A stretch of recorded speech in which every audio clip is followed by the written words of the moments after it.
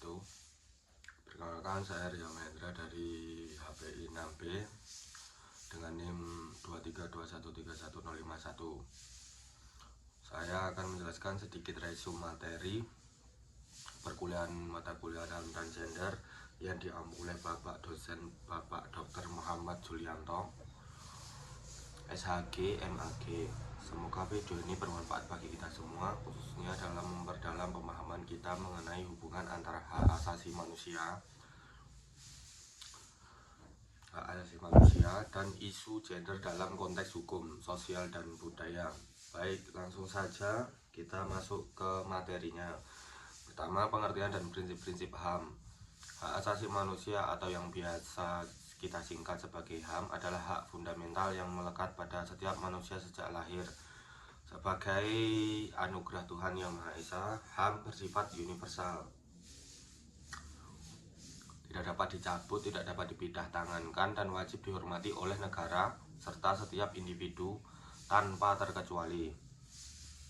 Prinsip-prinsip pokok HAM meliputi universalitas, indivisibilitas atau tidak dapat dipisahkan, kesetaraan, non-diskriminasi, martabat manusia, serta tanggung jawab negara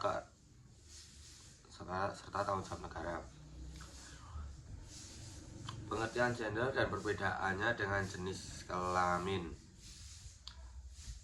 Dalam memahami isu gender, hal pertama dan terpenting yang perlu dipahami adalah membedakan antara jenis kelamin dan gender. Jenis kelamin bersifat biologis dan permanen, ditentukan secara alamiah sejak lahir dan tidak dapat berubah. Sementara itu, gender merupakan konstruksi sosial budaya tentang peran, fungsi, dan tanggung jawab laki-laki dan perempuan yang bersifat dinamis serta dapat berubah sesuai dengan perkembangan zaman. Pemahaman yang kabur antara keduanya kerap menjadi pangkal persoalan ketidakpahaman. Atas perbedaan mendasar ini kerap melahirkan berbagai bentuk ketimpangan gender. Di stereotip atau pelabelan negatif terhadap perempuan, subordinasi atau penempatan perempuan pada posisi yang dianggap lebih rendah, marginalisasi atau peminggiran perempuan dari akses dan kesempatan, kekerasan berbasis gender, hingga beban ganda yang menghimpit perempuan baik di ruang domestik maupun publik. Gerakan feminisme dan perjuangan hak perempuan merespon berbagai bentuk ketidaksetaraan tersebut. Gerakan feminisme lahir dan berkembang sebagai kekuatan perlawanan intelektual dan sosial. Feminisme mulai berkembang secara sistematis sejak abad ke-19 melalui 3 gelombang besar yang masing-masing membawa agenda dan strategi perjuangan yang berbeda. Berbagai aliran feminisme seperti feminisme liberal, radikal, marxis, sosial, hingga post-kolonial memiliki perbedaan dalam memahami akar penindasan dan strategi pembebasan. Feminisme liberal menekankan reformasi hukum dan kesetaraan kesempatan. Feminisme radikal memandang patriarki sebagai sistem penindasan terdalam. Feminisme marxis mengaitkan penindasan perempuan dengan struktur ekonomi kapitalisme. Sementara feminisme post-kolonial menyuarakan pengalaman perempuan di negara-negara bekas jajahan yang kerap luput dari perhatian arus utama gerakan feminis global. Instrumen hukum internasional dan nasional. Secara internasional, pelindungan HAM berbasis gender ditopang oleh instrumen utama seperti Deklarasi Universal Hak Asasi Manusia tahun 1948 yang menegaskan kesetaraan semua manusia tanpa diskriminasi jenis kelamin, serta Konvensi tentang penghapusan segala bentuk diskriminasi terhadap perempuan atau CEDAW tahun 1979 yang menjadi instrumen paling komprehensif dan melindungi hak-hak perempuan di tingkat global. Perspektif agama terhadap kesetaraan gender, satu hal yang perlu kita garisbawahi adalah bahwa semua agama besar pada dasarnya mengajarkan nilai-nilai kemanusiaan dan penghormatan yang mendalam terhadap martabat perempuan. Dalam Islam, laki-laki perempuan memiliki derajat yang sama di hadapan Allah. Prinsip makosid syariah yang mencakup perlindungan jiwa, akal, keturunan, harta, dan agama sejatinya berlaku tanpa diskriminasi gender. Al-Quran secara eksplisit menyatakan dalam surat Al-Hujurat ayat 13 bahwa yang paling mulia di antara manusia adalah yang paling bertakwa, bukan yang berjenis kelamin tertentu. Begitu pula dalam agama Kristen, Hindu, Buddha, dan Konghucu yang semuanya menempatkan perempuan dalam posisi yang dimuliakan dan dihormati. Oleh karena itu, ketidakadilan gender yang masih terjadi di berbagai belahan dunia sesungguhnya lebih banyak bersumber dari interpretasi budaya patriarki yang telah menyusup ke dalam penafsiran teks-teks keagamaan ketimbang dari ajaran agama itu sendiri. Inilah yang perlu terus kita kritis dan luruskan bersama. HAM dan gender dalam dunia pendidikan. Dalam ranah pendidikan, pemenuhan hak belajar bagi seluruh warga negara bukan hanya persoalan akses secara fisik, tetapi juga persoalan substansi dan kualitas pendidikan itu sendiri.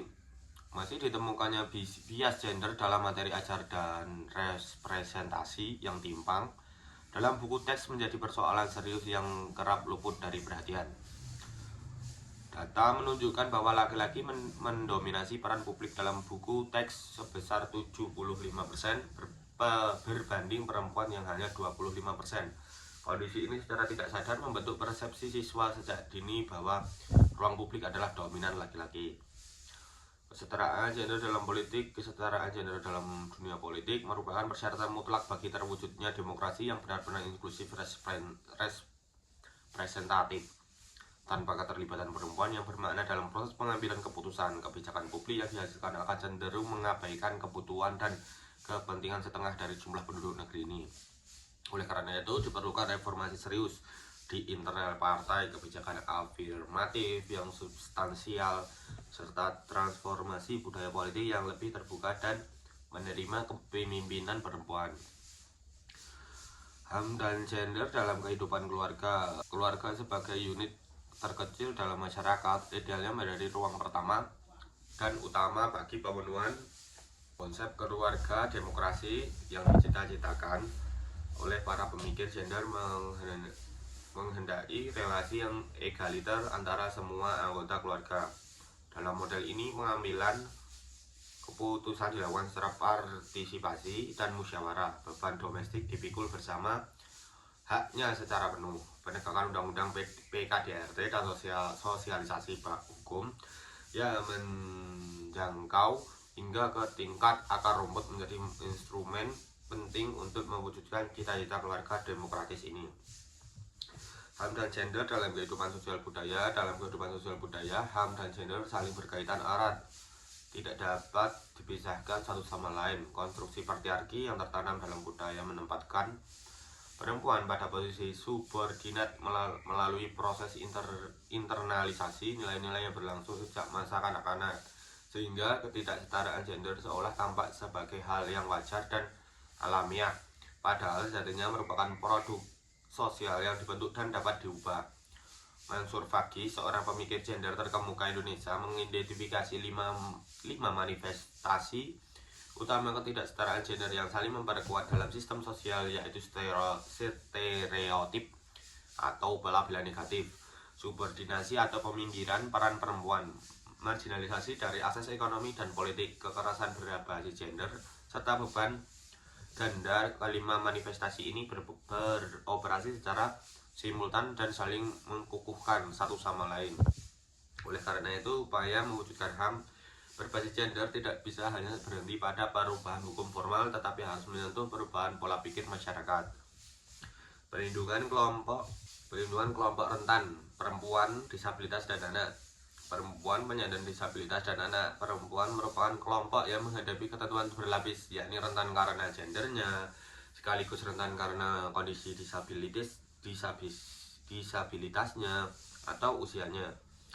Perempuan disabilitas menghadapi resiko kekerasan 2 hingga 3 kali lebih tinggi dibandingkan perempuan non-disabilitas karena keterbatasan mobilitas, ketergantungan pada orang lain, dan minimnya akses terhadap informasi serta layanan perlindungan, khususnya di lingkungan keluarga dan sekolah yang seharusnya menjadi ruang paling aman bagi mereka. Akses kedua kelompok ini terhadap keadilan masih sangat terbatas akibat berbagai hambatan, mulai dari stigma sosial, prosedur hukum yang tidak ramah bagi korban, hingga minimnya tenaga pendamping yang terlatih. Analisis gender dan pengutamaan gender (PUG). Analisis gender sebagai sebuah pendekatan sistematis memungkinkan kita mengidentifikasi secara lebih presisi faktor-faktor sosial budaya yang paling dominan dalam menghambat kesetaraan gender. Hasil analisis menunjukkan bahwa ideologi patriarki yang telah mengakar, stereotip gender yang diskriminatif, serta norma adat yang bias gender merupakan 3 hambatan terbesar yang perlu diurai secara serius dan terencana. Safeguarding preventif adalah seperangkat kebijakan dan mekanisme proaktif yang dirancang untuk mencegah terjadinya berbagai bentuk kekerasan, baik kekerasan fisik, psikologi, seksual, struktural, perundungan, maupun kekerasan berbasis gender. Sebelum kekerasan tersebut sempat terjadi, pendekatan preventif ini jauh lebih efektif dan bermartabat dibandingkan pendekatan reaktif yang baru bertindak setelah korban berjatuhan. Anggaran responsif gender (ARG). Anggaran responsif gender atau ARG adalah instrumen fiskal yang memastikan bahwa alokasi anggaran negara memperhatikan kebutuhan laki-laki dan perempuan secara adil dan proporsional. Berdasarkan analisis gender yang mendalam, ARG tidak berarti memisahkan anggaran untuk laki-laki dan perempuan secara terpisah, melainkan memastikan bahwa setiap rupiah anggaran negara berkontribusi pada pengurangan kesenjangan gender. ARG mencakup 4 dimensi analitis, yaitu akses terhadap layanan publik, partisipasi dalam proses pengambilan keputusan, kontrol atas sumber daya dan aset, serta manfaat yang diperoleh dari program-program pembangunan.